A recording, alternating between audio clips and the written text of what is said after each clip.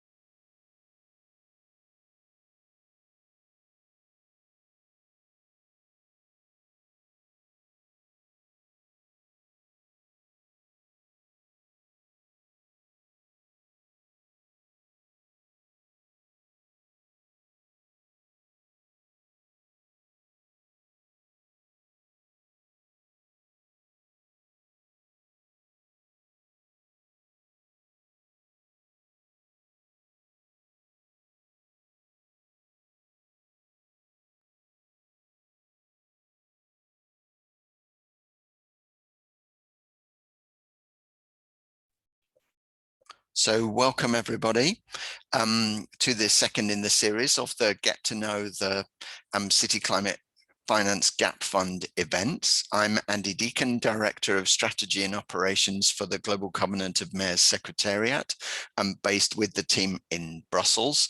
And we've been very pleased to partner with a number of agencies and in particular with World Bank and European Investment Bank and GIZ in the implementation of the Gap Fund since its launch last September, and to get us ready to go at that stage. We're grateful both to them and to the donor countries, both to the governments of Germany, both BMU and BMZ, and to the government of Luxembourg for their contributions to the fund to enable all of this work to happen. And over the course of the session, we'll set out a little bit of the why the Gap Fund, where we perceive the gap to be, talk a little bit about how the fund has been operating to date, and offer a few tips for success. So we hope the fund will be helpful in encouraging you to submit an expression of interest if you haven't already, and otherwise just to learn a little bit more about the fund and to understand how that might be possible in future. Just a few practical tips. So everybody is on mute and you won't be able to unmute yourselves. There is interpretation available in French and Portuguese, and that can be accessed through the interpretation button, which is located at the bottom of the screen on the right-hand side within the Zoom application. If you have any questions as we're running through, please use the typed chat function to send questions to the team. And you can submit those questions in any of English, French, or Portuguese. And if you're experiencing any technical difficulties through the private message chat function within Zoom, you can then message Duru Oxuz or Yuna Chun, who are co-hosting, and will be able to provide you with assistance or support with any technical difficulties that you may be facing. So colleagues from European Investment Bank and World Bank will take us through some more information and give some detail about the fund. But thank you again to joining. And at that stage, I will hand you over to Julia Macagno from European Investment Bank to get us started. Over to you, Julia. Thank you, Andy, and thank you very much, all of the participants, for joining us today. What we will try to do is indeed to take you through the main features of the Gap Fund, and also try to answer as many of your questions as possible. So My name is Giulia Macagno, and I work in the European Investment Bank in the Technical Secretariat for the GAP Fund. And I will be sharing this presentation with my colleague from the World Bank, Augustin Maria, who will be speaking just after me. So if we can go to the next slide, please. So the first thing we would need to clarify, and the message we would like to get through, is what is the GAP Fund, and in particular, what is the GAP? So we know that the estimated climate investment needs are huge, and indeed they have been estimated at more than $90 trillion between now and 2030.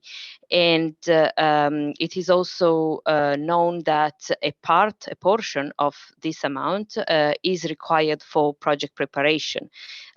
This amounts to normally 3 to 5% of the total investment. However, in developing and emerging economies, this percentage can go up to 10% of the total project cost. So there is an increased need from cities. So there is a strong demand for financing solutions for climate action investments. And there is also a strong willingness from from investors, both public and private, to provide capital for urban climate projects. There is also a wide variety of project preparation facilities that cover some geographies. However, despite all these factors, there are still projects that do not necessarily move forward from the project conception, the idea, to the actual investment and financing. And the reason why this happens are multiple, of course, but in particular on the side of the cities, there is a lack of capacity to develop these projects and to bring them forward to a stage where they can be picked up and financed by either public or private organizations. And on the other hand, there is a certain lack of support for early stages of the project preparation, because project preparation facilities that are out there in many cases target projects that are relatively mature. So they provide assistance to put them to the stage where they can be financed. But there are a lot of good projects, good potential ideas that stay at an idea stage and do not move forward. So in order to really make the increasing commitments from different institutions a reality, we believe that the GAP Fund can play a crucial role, because it will really address this gap in the project preparation cycle on the very early stages. So next slide, please. So in this slide, as you can see, we have tried to provide a very schematic overview of what is the project planning and development cycle.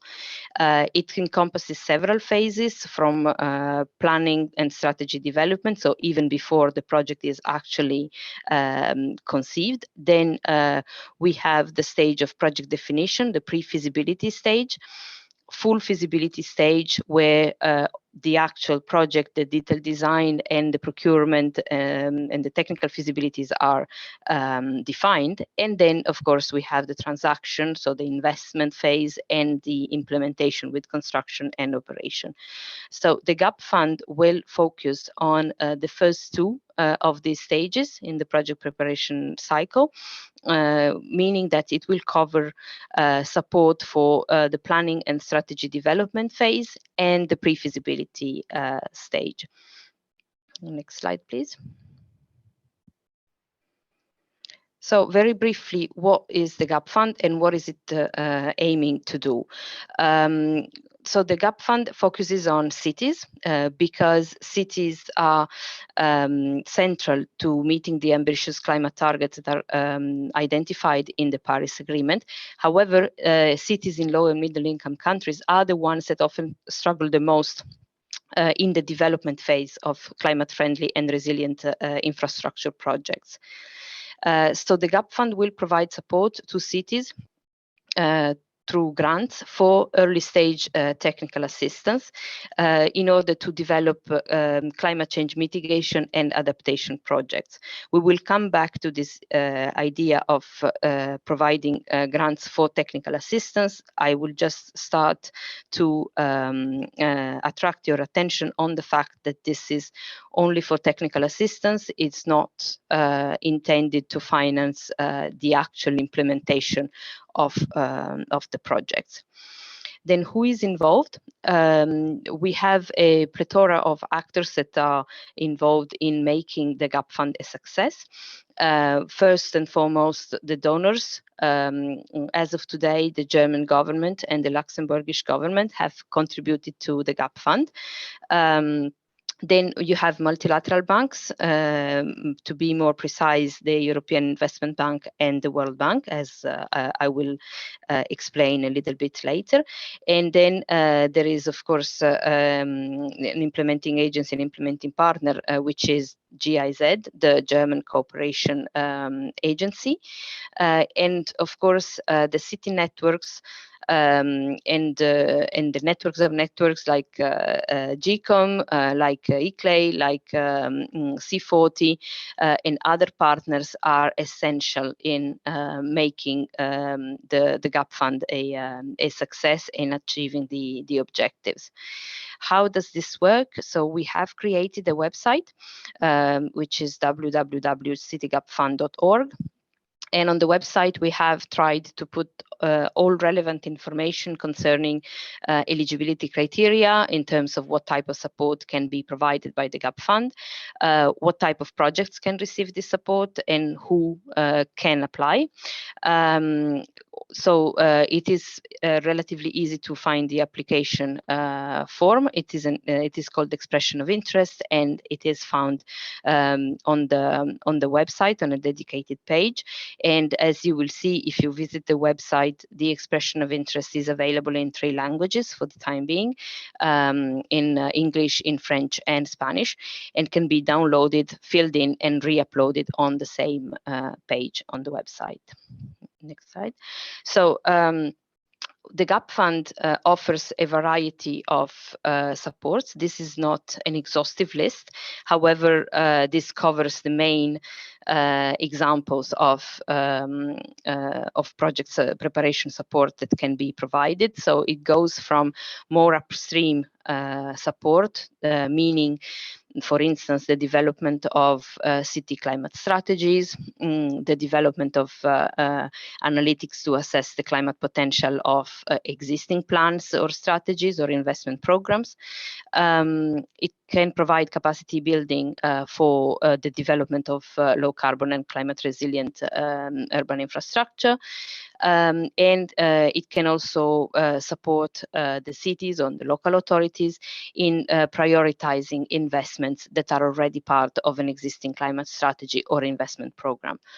Then if we move a bit further downstream, so once the project idea has been defined, the GAP Fund can provide support in defining the concept of the project, preparing the pre-feasibility study.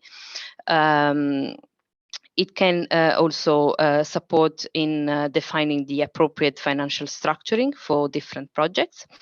And another very important element is what we call the matchmaking, so support in identifying additional sources of technical assistance that can come in at later stages in the project preparation cycle after the GAP Fund has provided support. And finally, it is also possible to fill in different project gaps that are not defined in the list before. So this is to say that whatever support the GAP Fund will provide, it will be tailor-made and it will be decided based on the specific characteristics of the projects. In terms of the eligibility criteria, so we have a geographical criteria. So we are talking about low and middle income countries that are officially part of the OECD DAC list. And this list is available on the OECD website. So everybody can check whether their country is part of this list. In terms of climate action potential, of course, climate action is the main objective of projects supported by the GAP Fund, and it can be mitigation or adaptation, or both, depending on the projects. The ownership criteria is also quite important because the expression of interest needs to be really intended for the local authority or the municipal council, although, as we will touch upon later, it is possible that other entities submit an application on behalf of the city. But we will definitely check whether the city is informed and supports the project. The fourth eligibility criterion is the urban dimension. So by this, we mean that the project must be located in an urban area, or it must be functionally linked to an urban area. Just to give you an example of what we mean, we may have a recycling center that is based just outside the city center and serves that city or maybe some of the neighboring municipalities as well. In that case, the project would be considered urban. On the other hand, if you have in the same exact location a solar power plant, then that then provides energy that feeds into the grid, that would not have a sufficiently strong functional link to an urban area, and therefore it will not be considered as an urban project. And then finally, as I said before, we are focusing on the early stages of project preparation. So it could go from the development of a climate strategy to the definition of a project concept up to the preparation of pre-feasibility studies. We have then tried to provide a list of sectors that are eligible. And as you can see, we have a fairly wide eligibility list for sectors. Basically, anything that has a clear climate intent or aim.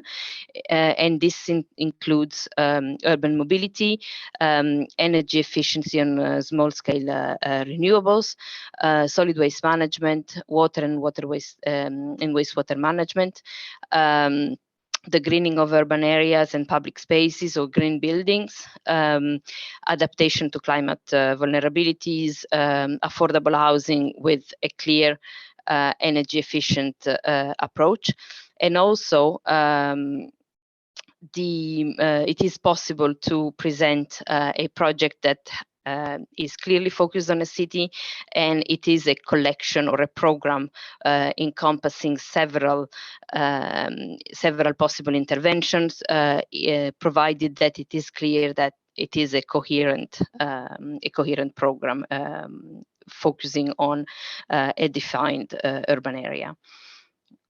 We can go to the next slide. So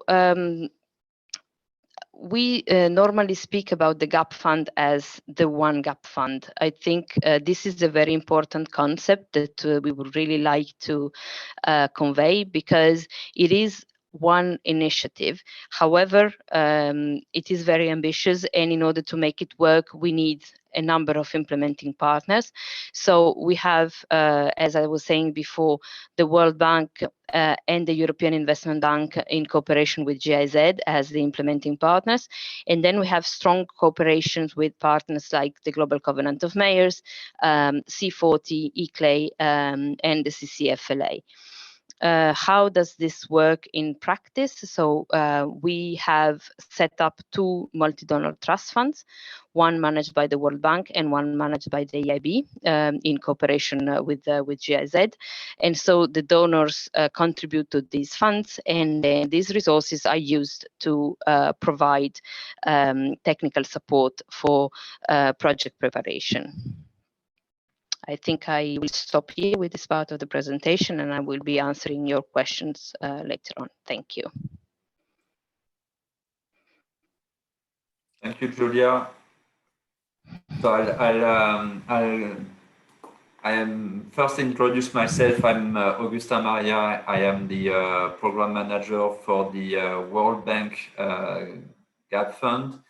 I will present the second part of the presentation that aims at providing you some information on how the GAP Fund works and some examples of specific projects that we can support to maybe provide you some inspiration and some useful information and resources that we hope will help you think about potential application. So how the GAP Fund work in practice? So when you submit an expression of interest through the website following the procedure that Giulia highlighted earlier, your expression of interest will be received both by the World Bank and EIB teams. We will meet regularly. We meet every 2 weeks to discuss all the expressions of interest that have been submitted through the website.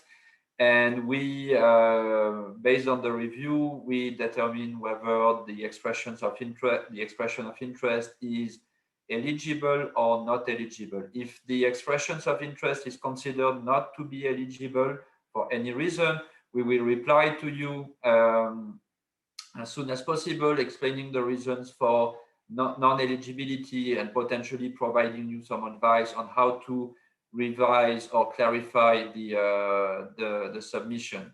If the EOI is considered eligible, we will agree between the World Bank or the EIB who will follow up, and someone will contact you to propose a discussion and interview to help us better understand the project that you have in mind, confirm the eligibility, and based on this, work with you to develop a detailed proposal that would really form the basis for the technical assistance. When this is done, the technical assistance is implemented either by a World Bank team or by EIB in partnership with GIZ. It's important to remind again that the GAP Fund does not provide grants to cities. The technical assistance is provided directly and implemented either by World Bank or EIB and GIZ. So the window for submission of expressions of interest has been open for a little bit more than 6 months now. We have received 91 expressions of interest so far. Out of these, 40 have been determined to be eligible. 22 required some following up to confirm the eligibility, and 29 were considered not eligible. You can see also in terms of geographical repartition, we have a good share of the expressions of interest that have been received from African cities. But we also have received expressions of interest from different regions in the world, from Latin America to Asia, including Middle East, North Africa, and Europe as well. So based on those expressions of interest that we have received and reviewed so far, we have some elements of feedback that we hope will help you think about preparing your own expression of interest. So a few do's and don'ts based on what basically will help the GAP Fund team confirm the eligibility of your proposal. First, we need to understand who is applying, because applications need to be by a city administration or on behalf of a city administration or an agency that works directly with the city administration, such as a utility. So it is important when you prepare the application that you clearly state who the applicant is. If the applicant is working in a city administration, that's very clear. If it's not the case, explain how the applicant is applying on behalf of the city, and share, if possible, share the name and position of a contact person within the city administration that can confirm the ownership, the awareness and the ownership of the proposal from the city side. And do not apply as an individual with no prior knowledge or approval of the relevant city authority. Second dimension, so as you know by now, is that the GAP Fund really has a strong focus on helping cities realize their climate ambitions. So what we are looking for when we review the expressions of interest is a climate focus and the scale of the potential climate impact of the actions that you're requesting support for. So it's very important when you prepare your expression of interest that you take the time to really highlight the climate focus of the proposed activity and the potential scale. In addition, it also helps if you can identify the co-benefits of the actions that you propose to implement. So starting from the climate focus, but also highlighting potential benefits in terms of jobs, in terms of health, in terms of quality of life. Last dimension, we need to understand precisely what you are requesting support for. So not only the type of project, but also the stage of the project. As Julia mentioned, the GAP Fund is really focused on supporting early stage of project identification and development. And sometimes when we receive expressions of interest, the project is presented, but there is no clear description of what stage of the project development you want support for. And sometimes the request is actually for the project implementation financing, which we don't support. So again, very important that you identify specifically at what stage the project is and what kind of technical assistance you would like to receive from the GAP Fund. So we'll come back to this later. As Julia mentioned, the GAP Fund website includes a list of frequently asked questions that will be very useful for you to answer some of the questions that you may have when preparing the expressions of interest. Here are a few questions that we have seen coming frequently in this early phase of implementation. So we can give you some answers on this, and of course we'll have the Q&A session after this presentation. So first, are NGOs or associations eligible as GAP Fund beneficiaries? So the first answer is no. The eligible applicants are really the cities or local authorities. However, NGOs or associations can submit an EOI if it's clear that this EOI is submitted on behalf and with the knowledge and approval of the city administration. And in this case, as mentioned earlier, we need a contact and potentially a documentation of this support from the city administration. Another question that comes often, and I mentioned it, is does the GAP Fund provide financing for project implementation? And so the answer is no, the GAP Fund does not provide technical assistance for project implementation, only early stage project preparation. We often have individuals asking if the GAP Fund recruits freelance consultants or accept job applications. So as we are the GAP Fund secretariats in the World Bank and on EIB and GIZ side. As secretariats, we do not have open positions. What will happen is when expressions of interest are received and are approved, and when the technical assistance starts, we have regional teams from World Bank and EIB, GIZ that will hire consultants, sometimes firms, sometimes individuals, to carry out the technical assistance. But those hiring, those procurement processes are not managed by the GAP Fund Secretariat. They are managed by the World Bank or EIB, GIZ teams. And whenever there is procurement, this procurement is advertised through the standard channels that we have on the World Bank and EIB, GIZ side. Can the cities, local authorities share the financial support they received from the GAP Fund with NGOs and associations? So as we mentioned earlier, the technical support is provided directly by World Bank, EIB, and GIZ. So cities will not receive grants that then they can use to finance local partners. If local universities or NGOs, associations can work on some of the technical assistance activities, they would do so by participating in competitive process that would be managed by the regional teams implementing those technical assistance within World Bank or EIB and GIZ.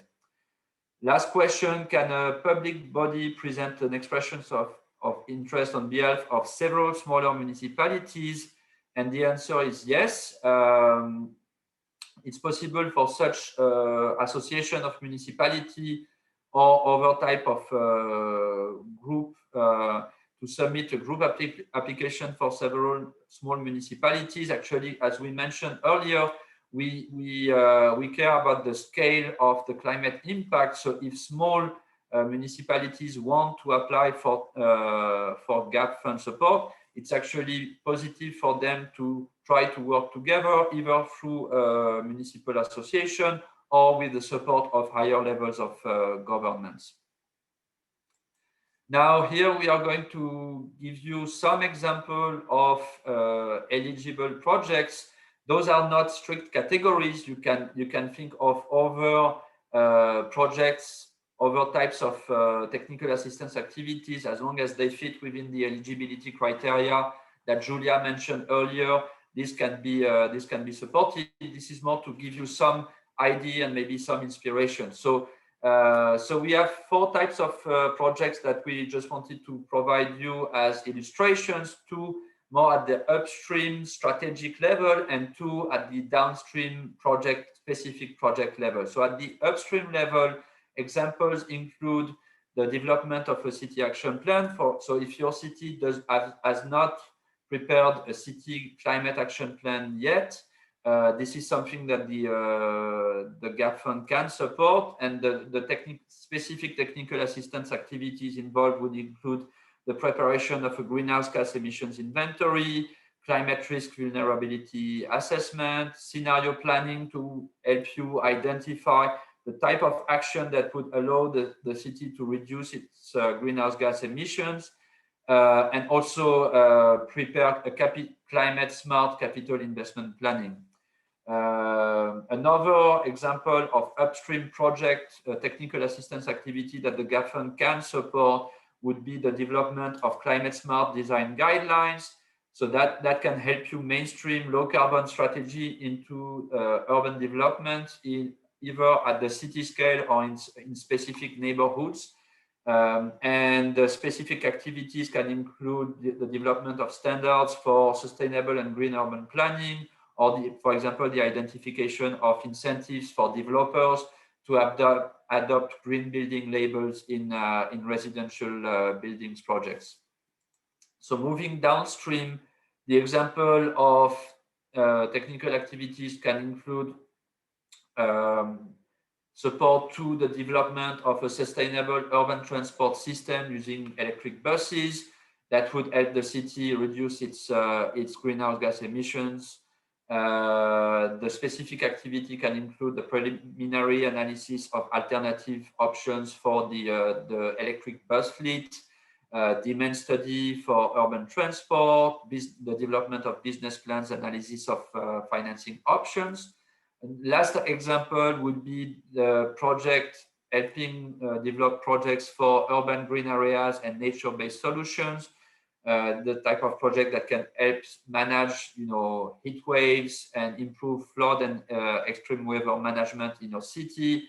And the type of technical assistance activities could include, for example, a preliminary cost-benefit analysis for a project that you have already identified, or more generally, a climate risk and vulnerability assessment for the area. So, in the last part of the presentation, so we want to give you an overview of the resources you can find on the citygapfund.org website. So the website presents information that you have just seen on what the GAP Fund offers, what are the eligibility criteria. We when the first technical assistance activities are progressing into implementation stage, we hope to share result stories and stories from the ground. We have a page that presents news and events. So, for example, the webinars that we are doing right now, the links are available on the website. We have the section on the frequently asked question that I just mentioned, Knowledge Hub, the contacts for the team, and the section that allows you to download and upload the expressions of interest to apply for support. I really encourage you to have a look at the FAQ section of the website when you think through the potential application. There is really a list of questions that would help you potentially better target the activities or check whether the EOI would be eligible. We also have a Knowledge Hub that includes a growing list of links and resources, technical resources that can help you conceptualize and think about different types of projects that you would like to the GAP Fund to support you with. We also have links to resources from our partners, including GCOM, CCFLA, ICLEI, and C40. And so, to give you a few examples, the Cities Climate Finance Leadership Alliance, CCFLA, has developed a Green City Finance Directory that lists different project preparation facility that can potentially help you develop a project if your project is already has already gone through the early stage preparation process that the GAP Fund could help you with. On this website from CCFLA, you can find a list of project preparation facility that can really help you take this project to the final stage where the project will be ready for implementation, financing, and implementation. This also can help you find partners that will help you take your project further after you receive the GAP Fund support. You will also have links to resources from our partner C40, which includes the C40 Knowledge Hub with additional resources, and the Climate Action Planning Resource Center, which presents the tools that C40 has developed when accompanying its member cities in the development of their climate action plan. So if you're thinking about developing your own climate action plan and seeking GAP Fund support for doing so, this is a particularly useful resource. And our partner ICLEI also has a resource center that is developed and maintained by the Transformative Actions Program, and that includes a wealth of resources, particularly on climate finance. Thank you very much.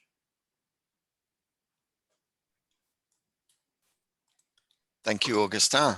And thank you, colleagues. I see questions are starting to come in and would be good to start to address those. So we'll start working our way down the list from the chat box, and thank you for those, and do please keep them coming. So a question from James Venair, who asked, are letters of approval required at national level to coincide with national climate strategies, NDCs or other, in addition to at the local or municipal level?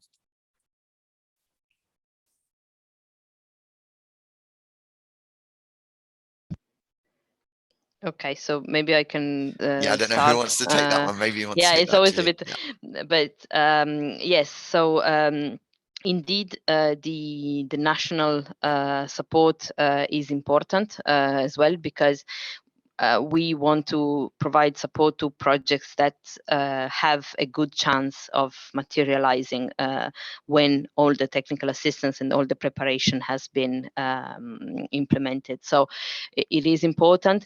It may not necessarily be requested from the start. So each project is unique. So we would like for you to clearly know that the national support is important, but indeed this comes down to it becomes increasingly important as we go forward with the approval. So you don't necessarily need to attach this letter when you submit your expression of interest, and also we are not we don't request a specific format of national approval, but indeed this is something that we take into account when we make our evaluation. So I don't know if Augustin wants to add something on the World Bank side. No, just to confirm that indeed in terms of procedure at the expressions of interest stage, we do not require any specific attachment in terms of alignment or with national strategies or approval by the national government, but it's important to keep in mind that both the World Bank and EIB, whenever we do an activity in a specific country, we need to do this activity with the knowledge and no objection of the national government. So it will be important eventually to make sure that the national government is aware of the project that you want to develop with support from the GAP fund, and that eventually they would provide an objection for either World Bank or EIB with GIZ to provide the technical assistance. Thank you both, very helpful. Then a couple of questions about eligibility. So then questions around whether networks of regional cities would be eligible to present a project or program that benefit more than one city in a region. And then a question about there's basically an intermediary organization working with a Chamber of Commerce and would like to know if it's an absolute no on applications from intermediaries or if bids that expressions of interest that were coming in from chambers of commerce might be considered eligible. In that particular case, a project in Botswana, there is backing from the national government for the engagement of the Chamber of Commerce in that case.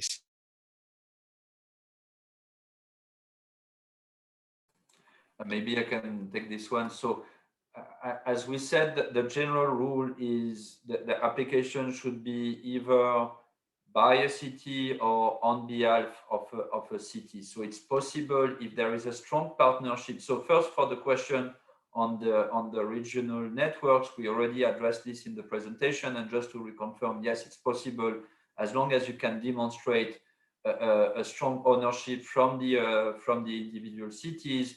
That's possible. On the Chamber of Commerce, I guess this would be on a case-by-case basis.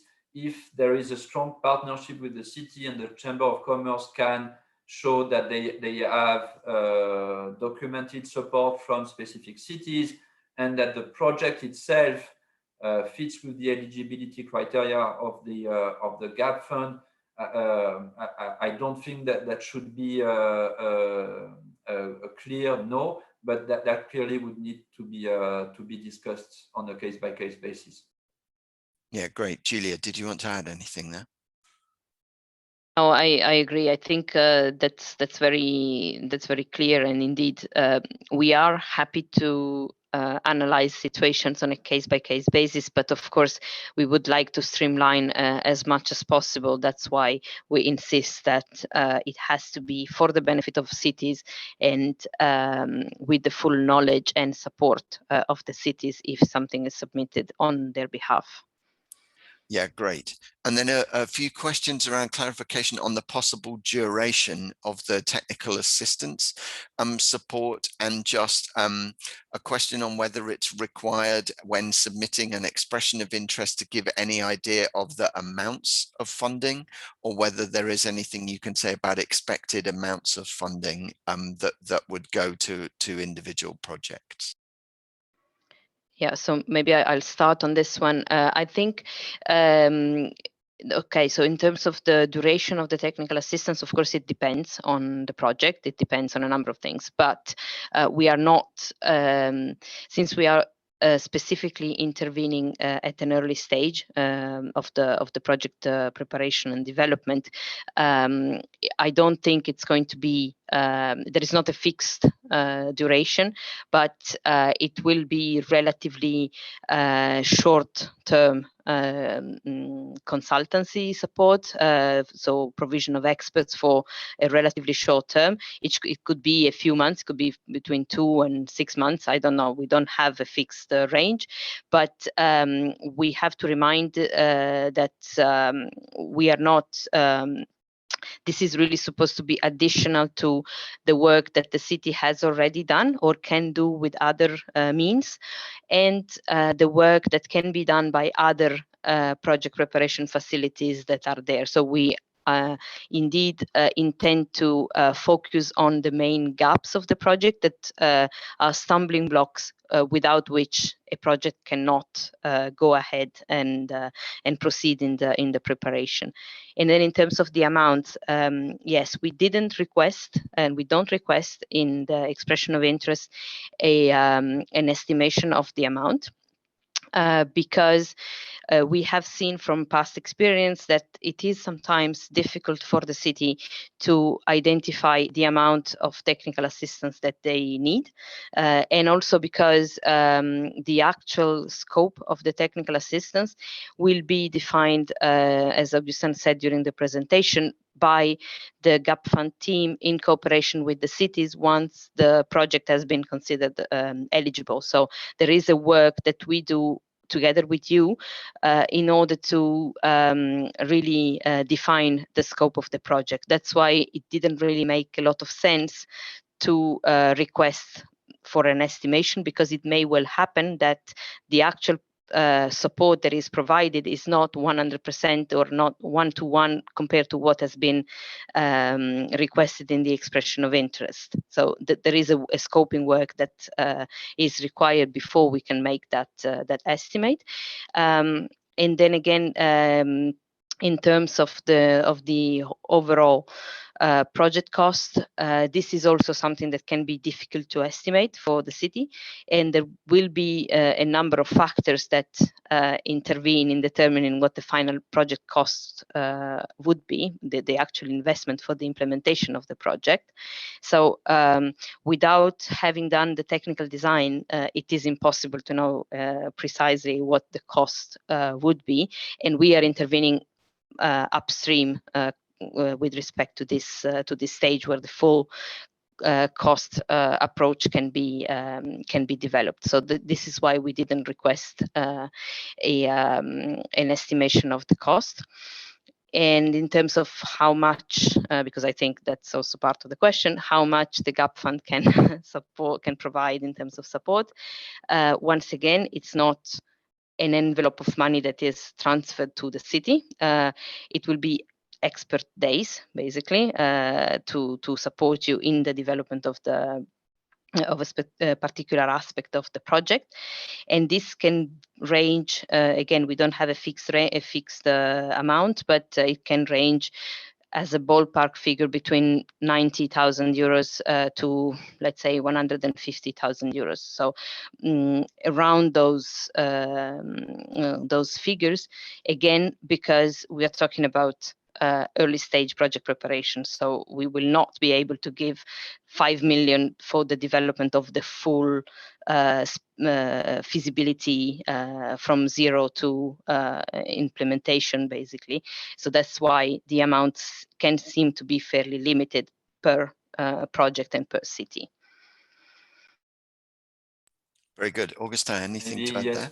To add quickly, so on the duration, maybe it's useful also to get us for the cities to get a sense of how can the technical assistance be implemented from our side. So I would say in the best case scenario, between the time a city submits an application on the website and the time the activity can be started on the ground, in the very best case scenario, I think it's 3 months. 1 month basically for your submission to be reviewed, for us to come back to you, for us to speak to you and work with you on the detailed application, and then the grant to the resources to be made available for either the World Bank or EIB GIZ team that will support you, and then for them to hire consultants. So at the very least, it's 3 months. If you need something in less than 3 months, probably you should not apply for the GAP fund, because we won't be able to help you in time. Now, we hope that any activity would be wrapped up in, let's say, 18 months. So really what we have in mind is anywhere between 6 months and 18 months. I think that would be the bracket for the duration. And on the amount, yes, as Julia mentioned, we don't request you to provide an estimate of the amount, because in any case, there is no financing going to the city. So the resources are made available to either World Bank or EIB GIZ teams, and then those teams have to plan for and identify the resources they need to provide you the technical assistance that you requested. Thank you very much, both. And then a question around whether there is a limit on the number of applications per country. No formal limit. Very good. I thought that would be a quick one to answer. Very good. Thank you, Augustin. And then also questions from a couple of people around how projects that are then approved and receive support through the GAP fund can be assisted in engaging with end investors after having gone through the GAP fund. Are you able to say anything about support for reaching out to potential ultimate project implementation investors? Yes, so I will start on this one. This is a very important point, and indeed a clear objective of the GAP fund. So we are trying to ensure that that the projects that are supported by the GAP fund can indeed receive additional support afterwards. Most probably it will need to be an intermediate step, so it's not going to go directly from the GAP fund to a finance provider, because the GAP fund stops at pre-feasibility stage. So we would need to try to help you, and we will do so as much as possible to access other funds for project preparation, other project preparation facilities. We are working very closely with a very large number of project preparation facilities that are active in your region, in the same regions in which the GAP fund operates. And then, of course, so we are a bit removed still from the actual implementation and funding, but we hope the objective of the GAP Fund is indeed to develop a pipeline of strong, robust climate action projects that then can be financed by different AFIs, so not necessarily the EIB or the World Bank, but indeed to develop projects that can access funding at a later stage. So I hope this answers the. Very clear. Thank you very much. A couple of questions then. One from a city that's done some climate action planning using some tools and support from C40, and one that's a project that's been kind of waiting in the TAP project pipeline. Are projects that are coming through those mechanisms at the right kind of stage in their development to be considered eligible for the GAP Fund?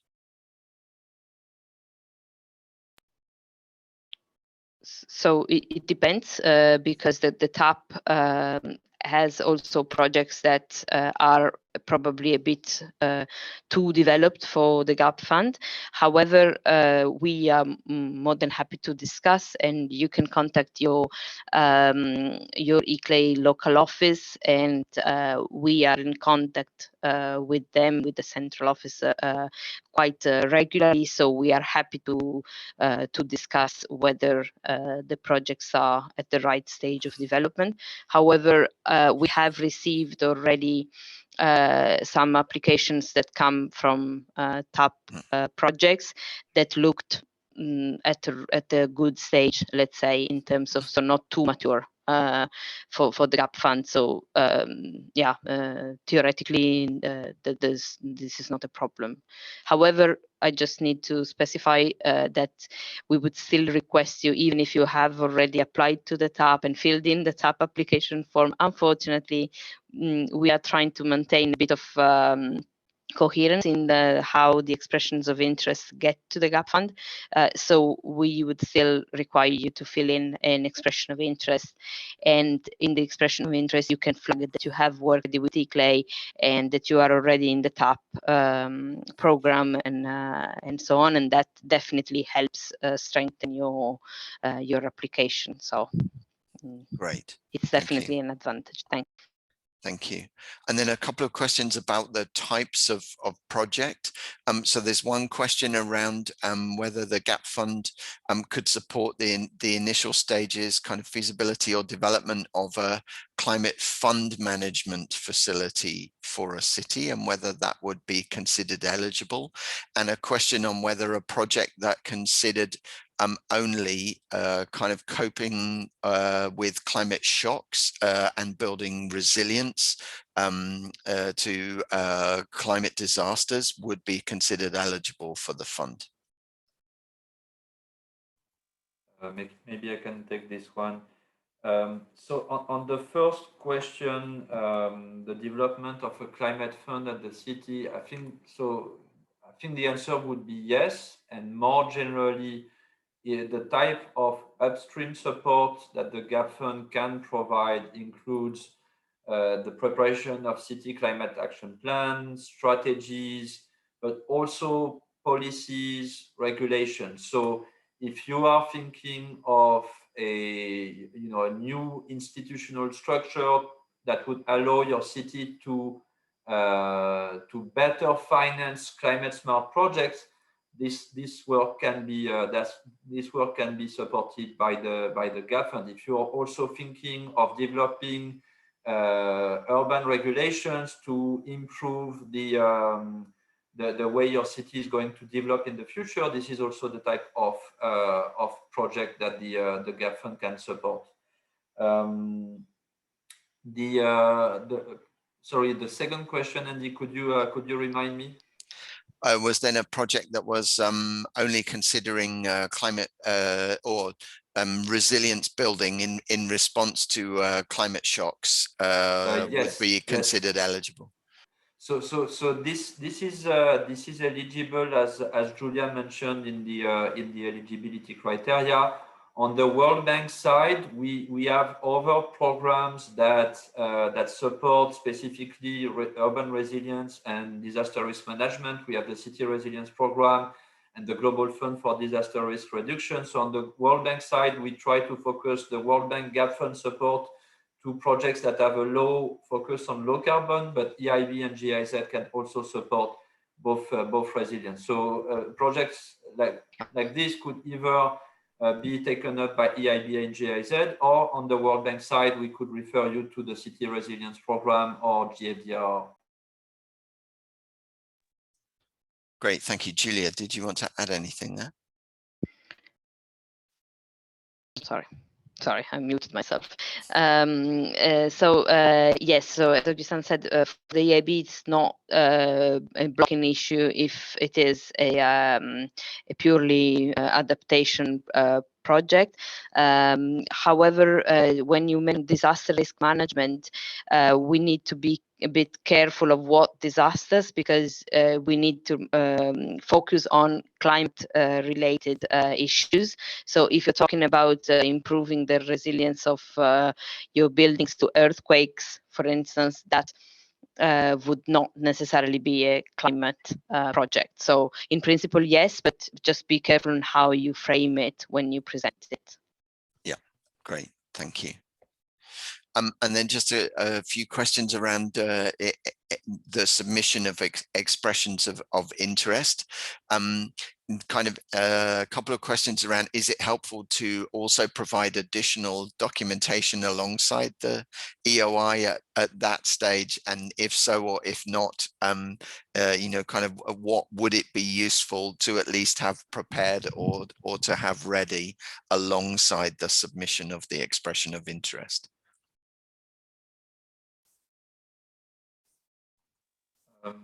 I can come in and Julia can complement. I would say there is no need to provide additional information with the expression of interest. The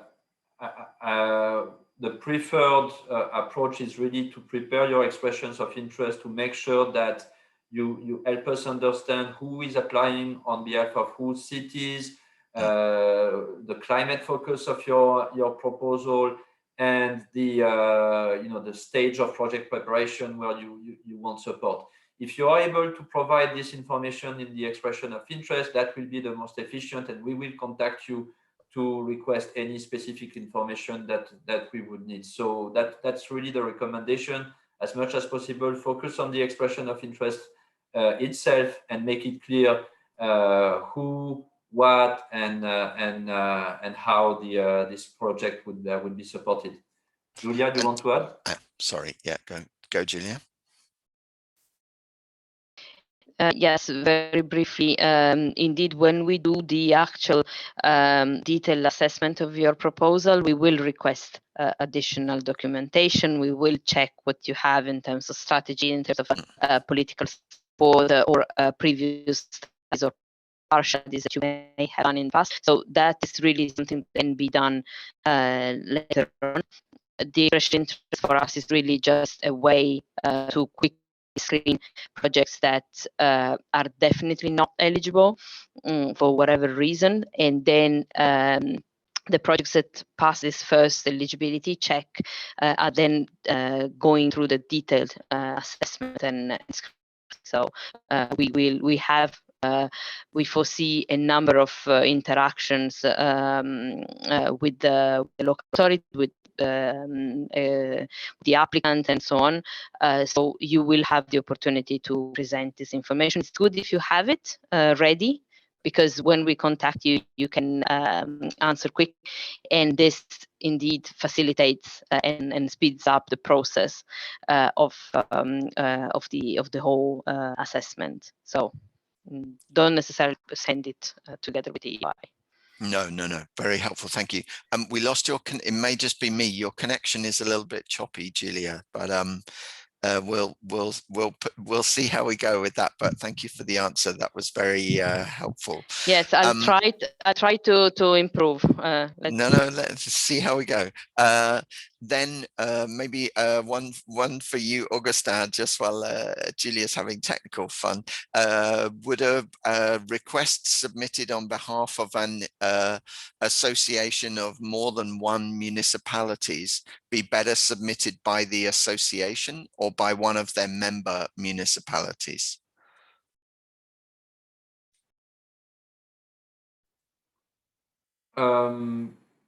I think at this stage, either way, if so, let's say if you have an association representing 6 municipalities, if you're able in the expression of interest to clearly identify the municipalities, provide contact in each municipalities that really show that those municipalities are aware and support the project, I think that's that will work as well as if one municipality was submitting on behalf of the group. So as long as the information is clear and transparent, I think that either way works.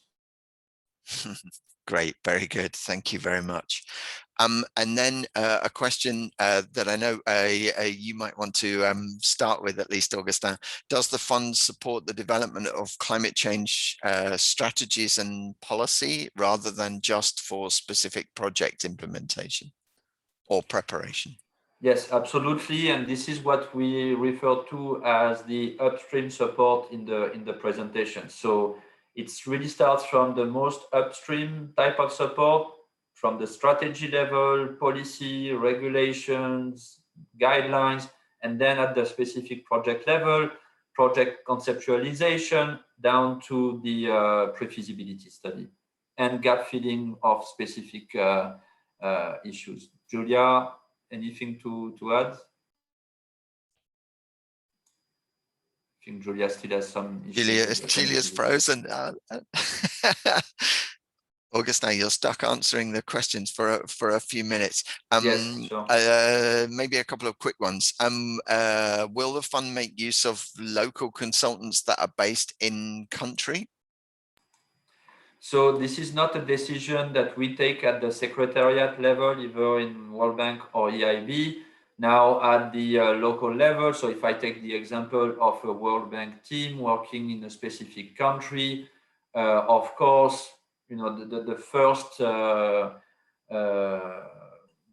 priority when possible is to hire local consultants because they will understand the local context. They are better able to go and collect the data, sit with the local authority. So usually this is what is done in priority. But again, this is done by the regional teams. They are the one that will really plan and determine how best to implement the activities. Thank you. And then a question about whether there are deadlines for the submission of expression of interest or it's on a rolling basis. So no, there are no deadlines. It's on a rolling basis. And as I mentioned, so we meet every 2 weeks to review the EOIs. So whenever you submit an EOI, your EOI should be discussed by the 2 secretariats in less than 2 weeks, and then we will reply to you one way or the other, usually in less than 2 weeks. So that's why I said, whenever you submit your expression of interest, you should expect to hear from us in maximum 1 month, hopefully less. Yeah, great. Thank you. And a question from colleagues from the Covenant of Mayors in Sub-Saharan Africa, who say that a problem that is faced in Sub-Saharan Africa is that local governments don't have the mandate to obtain loans from financial institutions, and all decisions are taken by central government. Has the GAP Fund taken this kind of thing into account? So as we mentioned, the GAP Fund does not offer grants or loan. It's only technical assistance that is implemented either by the World Bank or EIB with GIZ. So at this level, it's not an obstacle. We can still provide you with technical assistance. But as mentioned earlier, any activity, even technical assistance that is implemented by multilaterals like the World Bank or EIB in any country is supposed to be has to be done with the knowledge and no objection of the national government. So you don't need to get your national government to allow you to take a loan, but we would require them to agree with us providing you the technical assistance in any case. Great, thank you. And then a question around whether train the trainer programs would be considered as an eligible component. So maybe, can you hear me now? Yeah, because, hi. Yes, I'm back. I'm You back. Sorry. disappeared. Now you're back. Very good. I disappeared and I'm back. Yeah.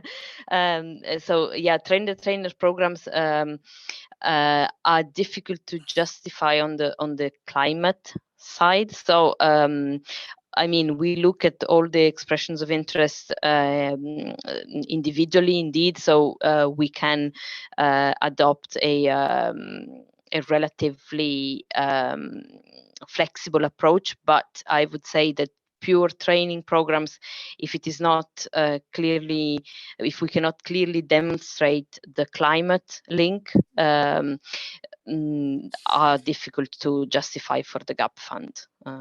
To be honest, I don't know if Augustin wants to complement, but normally we have tended to focus on proper, like something that can lead to an investment, to develop a pipeline of investment projects. Yeah, very good. Thank you. And then a question from Yendiyami Kanditina was then asking, again, so just to clarify, there are no administrative documents that need to be attached to the expression of interest form. So there's nothing additional that needs to be submitted at the expression of interest stage, and that the expression of interest could be submitted either by your NGO on behalf or by the NGO, the intermunicipal association, or by one of the municipalities. So either route then would be okay, and that would not bring up issues of eligibility. But anything else to clarify around that, either Augustin or Julia? No, I think you summarized it well, Andy. Yes, exactly. Thank you. And just to clarify again, we touched on it briefly, but their expression of interest phase, there is no requirement to state an expected amount of support, and there's no kind of minimum or maximum cap on expectations around amounts of support. Yes, correct. However, we are looking to support projects that have a sufficient level of climate ambition or potential impact. Therefore, if it is a very small project in a very small town, it's not that it's not eligible, of course, but since we have limited resources, we do encourage those cities or small municipalities, for instance, to partner up with neighboring municipalities, if possible, to see whether it is possible to achieve a relatively a bigger scale in order to make sure that whatever we provide support to has the potential to deliver an ambitious climate impact. Yep, great. Thank you very much. And if a city is in a process of working on its climate change action plan, should they wait to complete that as the context for the project? Or if projects, potential projects that may need technical assistance support have already been identified, can they go ahead and submit an expression of interest already? So even though the action plan is not completed, would that be okay? I would say in itself, it's not a strong requirement. If you have a project that you expect to be of high priority, in any case, you don't necessarily need to wait until the end of the process to start thinking more about developing further this particular project. Julia, do you want to add or complement? No, I think you should though let us know in the expression of interest that you are still finalizing the climate action plan, because this is a good indicator for us that climate is really something that is part of the city's objectives and policy targets. So it helps as well in order to define what we were mentioning before as the local political support and so on. So you can apply, but let us know where you stand on the preparation of the project. Maybe to add that, I mean, of course, we mentioned the timeline. So if you're already preparing your climate action plan and you hope to finish it in the next 3 months, probably the outputs of the GAP fund won't help you feed into this climate action plan. But in general, in theory, very early stage project preparation should feed into the exercise of the climate action planning, because to really identify the potential impact of a particular action, you actually need some level of information, and this is the type of information that the GAP fund can also help you develop. So in fact, GAP fund technical assistance can also help you better understand the type of projects that then would be prioritized as part of your climate action plan. Thank you. And to the question I see from Daniel, then just to clarify, at expression of interest phase, then the form doesn't request the identification of a local government budget or finance team counterparty. That would come in subsequent phases of activity. So there's no need to specify that at the expression of interest phase. I would go further that since there is no fund or flow involved from the GAP fund to the city, the budget department of the municipality is really not involved at all. So if we only interact with, let's say, the planning department or the environment department of the municipality, that's all that we need. We don't necessarily need the finance department to be involved. Great, thank you. Yeah, an important point of clarification. Thank you, Augustin. I think that's most of the, I grouped a few together, but I think we've pretty much got to all of the questions in the chat box. So if anybody is holding on for any more, we have a few more minutes. So tap away quickly. Augustin, Julia, anything that you think you've forgotten to say thus far that you want to add at this point? No, maybe just the fact that, as we said at the beginning, the city networks and the entities you're working with on a daily basis can help you filter. Maybe if you have several projects and you're not sure which ones are eligible or not, and so on, I would still encourage you to reach out to the people you work with closely, because they know your city, they know what the issues are, and they can help you focus the expression of interest. And also I'd like to say almost don't overthink it, in the sense that I think it's important that the expression of interest is filled in completely with all the information that you have. However, as I was saying before, we will go through a detailed assessment, and the scoping of and the final scope of the technical assistance will be defined between our teams and the city teams. So you don't need to be 100% sure. There's still scope to make changes to the actual focus of the technical assistance. So yeah, we will try to help as much as possible with that. Yeah, thank you. And then I see that there is. Sorry. Yeah, go, Augustin. No, I see that there is a participant that really wants to have an answer on the question on the stage of the project. I think this was related to the question with the project that was submitted to the TAP. Correct. So yeah. On the stage of preparation, and maybe I'll just quickly share the screen again. This was presented by Julia earlier. What the GAP Fund supports is really the early stage of project preparation, from planning, strategy development to project definition and pre-feasibility studies. So this is really the definition of the stage of projects that the GAP Fund can support.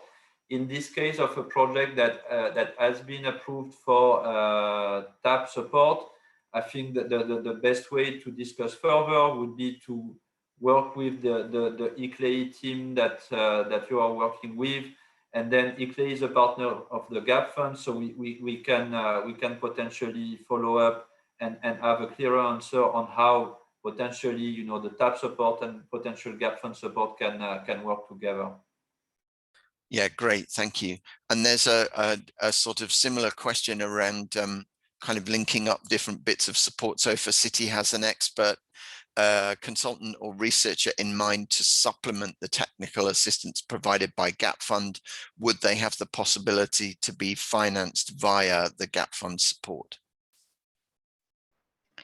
So this is something linked to what we discussed before about the type of support. So since the GAP Fund provides its support directly, meaning that we don't give to the city an envelope of money to administer and procure their own consultants, it is difficult to say that if you have a consultant in mind, we can work through that consultant. However, we will have in some cases local contracts, because sometimes that's the most efficient, and any entity that wants to submit an application or to participate to a tendering process will be able to do so, but it will be an open tender. So the city cannot directly designate the entity that they want to work with.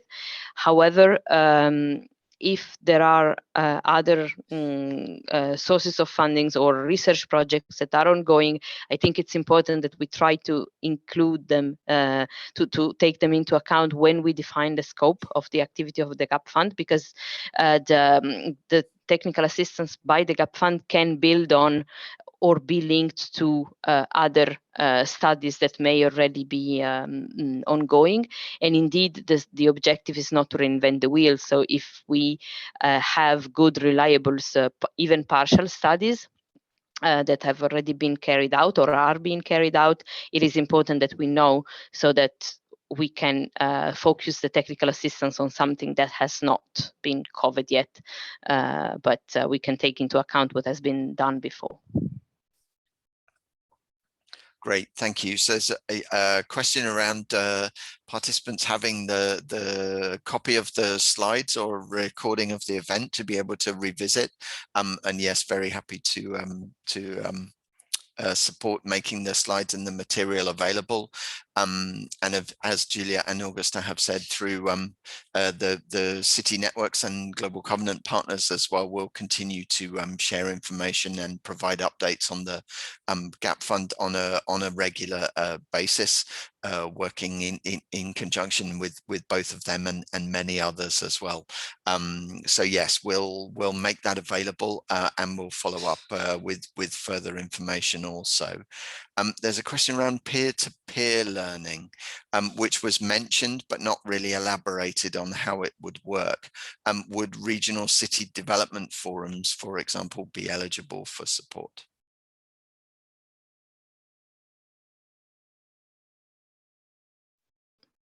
It depends on the form they have. If they are able to submit an expression of interest on behalf of a number of cities, we can definitely consider that.